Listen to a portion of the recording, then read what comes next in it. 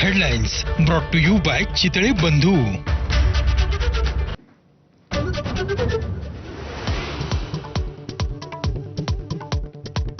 मुंबईत मुख्यमंत्री फडणवीसांच्या उपस्थितीत आज ओबीसी नेत्यांची बैठक. राष्ट्रीय ओबीसी महासंघाचे अध्यक्ष बबनराव तायवाळे बैठकीला जाणार नाहीत, त्यामुळे बैठकीला जाण्याचा ओबीसी महामोर्चाचा निर्णय.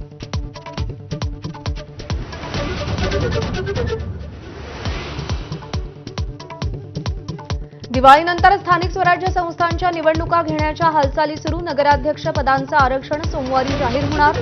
प्रशासकीय पातळीवर निवडणूक पूर्व प्रक्रिया पूर्ण करण्याचं काम सुरू.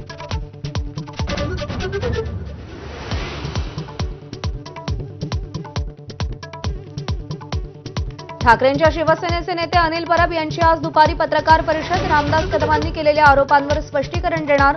बाळासाहेब ठाकरेंचा मृतदेह 2 दिवस मातोश्रीवर ठेवून त्यांच्या हाताचे ठसे घेतल्याचा कदमांचा आरोप.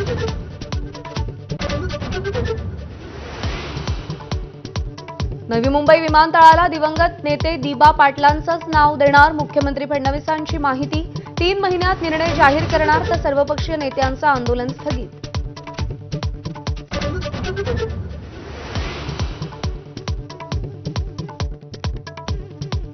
परभणीतले मनसेचे पदाधिकारी श्रीनिवास लाहोटींचं शासकीय कार्यालयांमधील एसी काढण्याचं आंदोलन.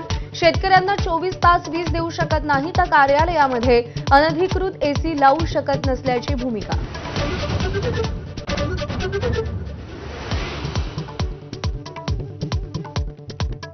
अमरावतीतल्या कारवाई प्रकरणातील सगळ्या 13 आरोपींना सोडण्याची पोलिसांवर नामुष्की. आमदार तायडेंचा बच्चू कडूंकडे बोट, तर आरोप फेटाळत कडूंचा मुख्यमंत्री फडणवीसांवर निशाणा.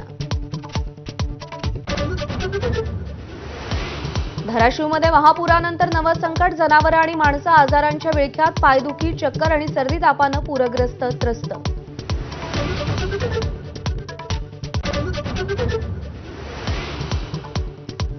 डोनाल्ड ट्रम्प यांच्या गाझा योजनेशी हमास सहमत. सर्व इस्रायली पोलिसांना आणि गाझाची सत्ता सोडण्यास तयार, मात्र शस्त्र सोपवण्यास नकार.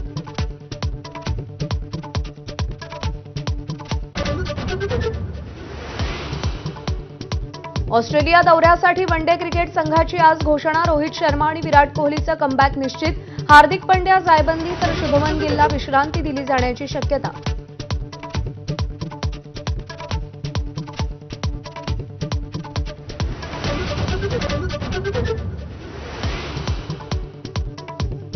भारतीय फलंदाजांनी अहमदाबाद कसोटीचा दुसरा दिवस गाजवला. लोकेश राहुल, ध्रुव जुरेल आणि रवींद्र जाडेजाची खणखणीत शतकं. वेस्ट इंडिज विरुद्ध टीम इंडिया 286 धावांनी आघाडीवर.